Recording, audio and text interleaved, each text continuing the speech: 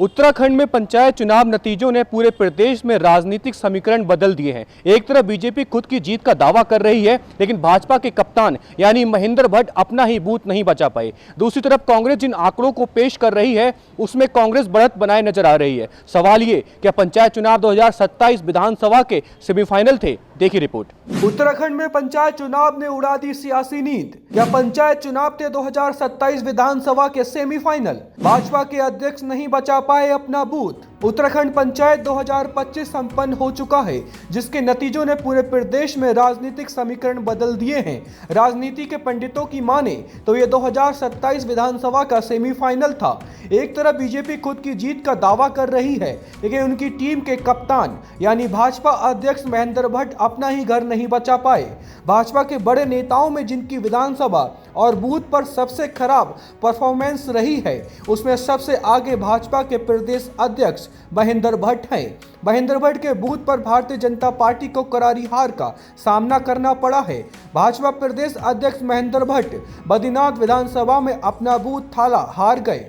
नहीं, देखिए ऐसा नहीं है। प्रदेश अध्यक्ष जी और हमारे सांसद भी हैं महेंद्र भट्ट जी, और लगातार उनके नेतृत्व में हमने प्रदेश में जितने भी चुनाव हुए उनको जीतने का काम किया है। और अभी भी पंचायतों में जो हमारा बोर्ड बनेगा, बाकायदा महेंद्र भट्ट जी के नेतृत्व में बोर्ड बनने जा रहा है। और संगठन जिस तरीके से काम करता है उनके नेतृत्व में, और महेंद्र भट्ट जी का ग्राफ हमेशा ऊँचा रहा है। एक चुनाव हार देने से आप ये नहीं कह सकते कि उनका ग्राफ नीचे गिर गया। अगर मैं कांग्रेस की बात करूँ तो रानीखेत से तो 6 की 6 सीटें कांग्रेस के प्रदेश अध्यक्ष जी हारे हैं, तो ग्राफ तो उनका गिरा है। जो लगातार विधानसभा का चुनाव हो, नगर निगम का चुनाव हो, लगातार हारते चले जा रहे हैं, तो ग्राफ तो कांग्रेस के प्रदेश अध्यक्ष का गिर रहा है। भारतीय जनता पार्टी के प्रदेश अध्यक्ष का ग्राफ तो हमेशा से ऊंचा रहा है, और उनके नेतृत्व में जीत हासिल करी है। इस उत्तराखंड को हमेशा और संगठन को उन्होंने आगे बढ़ाने का काम किया। अब भले ही भाजपा अपनी जीत की खुशियां मना रही हो, लेकिन ये सच है कि चमोली जिले में भारतीय जनता पार्टी का ग्राफ कुछ ठीक नहीं है। दरअसल चमोली जिले में जिला पंचायत सदस्य की कुल 26 सीटें हैं, जिसमें से भाजपा बमुश्किल आधा दर्जन सीटें भी जीत नहीं पाई।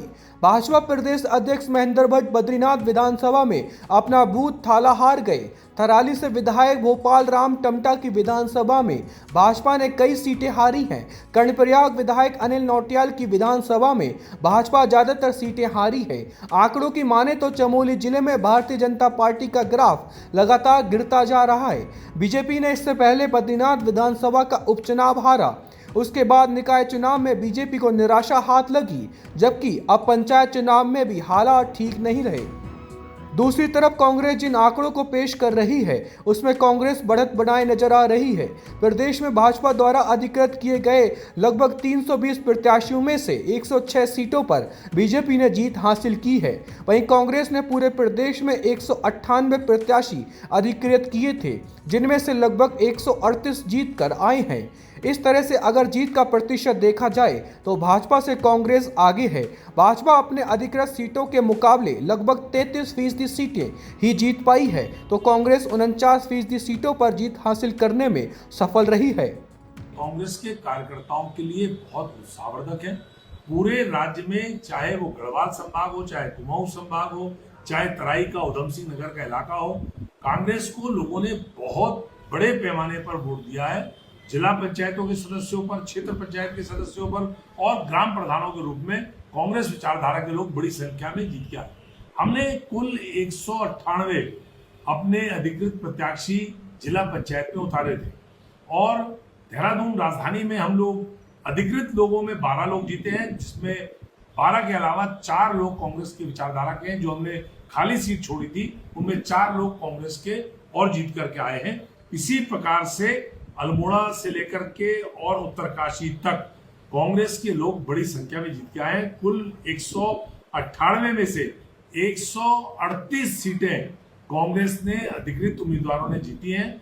अभी क्योंकि हम कंपाइल कर रहे हैं, आज सुबह ही पूरा चुनाव का गिनती संपन्न हुई है, इसलिए बहुत सारी जगह के अभी अधिकृत उम्मीदवार जो जीते हैं उनके रिपोर्ट हमारे पास नहीं आई है।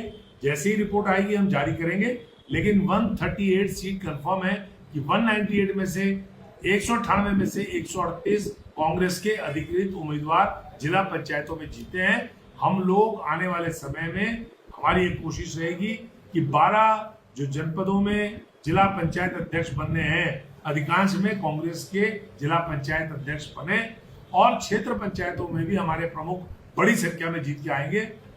भारतीय जनता पार्टी के लोगों को मैं चेतावनी देना चाहता हूँ, धन बल का इस्तेमाल करके, सत्ता का इस्तेमाल करके, बाहुबल का इस्तेमाल करके अगर उन्होंने कांग्रेस के जीते हुए प्रत्याशियों को या निर्दलीय जो कांग्रेस की विचारधारा के प्रत्याशी हैं उनको किसी भी प्रकार से डराने की, धमकाने की, खरीदने की कोशिश करी तो इस बार कांग्रेस के कार्यकर्ता चुप नहीं बैठेंगे। जैसे हमने पंचायत की चुनाव की लड़ाई पहले दिन से आज तक लड़ी है।